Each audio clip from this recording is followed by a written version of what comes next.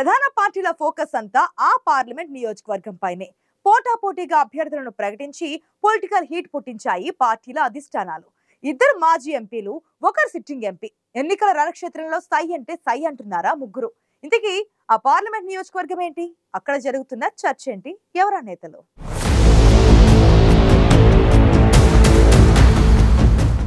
కండువాల దుమ్ము దులుపుతున్నారు, ఓటర్ల చుట్టూ తిరుగుతున్నారు. గల్లీ నుంచి ఢిల్లీ దాకా ఇదే సీన్.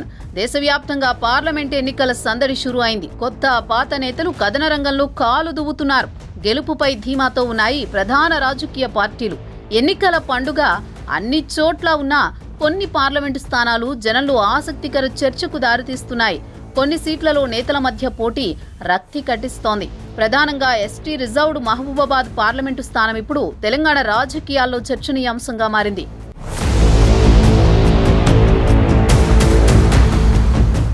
మహబూబాబాద్ పార్లమెంటు స్థానం నుంచి పోటీలో ఉన్న ప్రధాన రాజకీయ పార్టీల అభ్యర్థులు ముగ్గురు ఎంపీలుగా గెలిచిన వారే.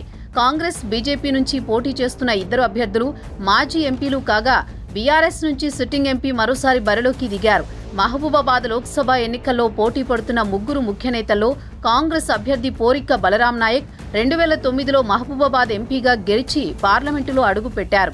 బీజేపీ నుంచి పోటీలో ఉన్న ప్రొఫెసర్ అజ్మీరా సీతారాం నాయక్ 2014లో ఇదే పార్లమెంటు స్థానం నుంచి బీఆర్ఎస్ ఎంపీగా ఎన్నికయ్యారు. 2019లో మాలోత్ కవిత మహబూబాబాద్ బీఆర్ఎస్ ఎంపీగా ఎన్నికయ్యారు.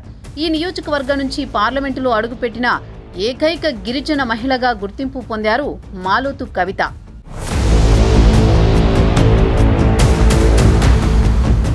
బలరాం నాయక్ కాంగ్రెస్ పార్టీ నుంచి 4వ ఎన్నికల బరిలో ఉన్నారు. సీతారాం నాయక్ బీఆర్ఎస్ కి గుడ్ బై చెప్పి బీజేపీలో చేరి టికెట్ దక్కించుకుని 2వ ఎన్నికల బరిలో నిలుస్తున్నారు.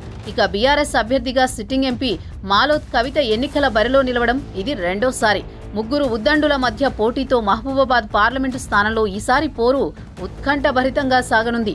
తన హయాంలో కేంద్ర మంత్రిగా ఈ ప్రాంత అభివృద్ధికి చేసిన కృషి కలిసొస్తుందని ఆశాభావంతో ఉన్నారు కాంగ్రెస్ అభ్యర్థి బలరాం నాయక్. ప్రస్తుతం రాష్ట్రంలో కాంగ్రెస్ పార్టీ అధికారంలో ఉండడం, పలుమార్లు ఓటమి పాలైన సానుభూతి కలిసొస్తుందని బలరాం నాయక్ భావిస్తున్నారు.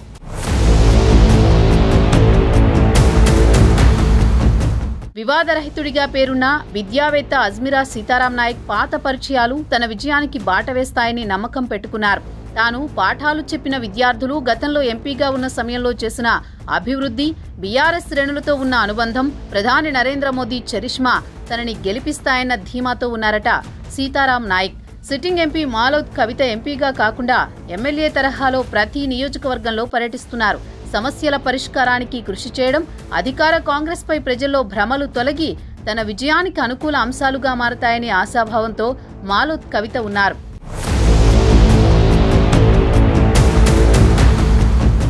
రాష్ట్రంలో ముగ్గురు దిగ్గజాలు పోటీ పడుతున్న మహబూబాబాద్ పార్లమెంటు స్థానం 3 ప్రధాన పార్టీలకు ప్రతిష్టాత్మకంగా మారింది. మరి మానుకోట ప్రజలు ఈ ముగ్గురిలో ఎవరిని 2వసారి పార్లమెంటుకు పంపుతారో చూడాలి.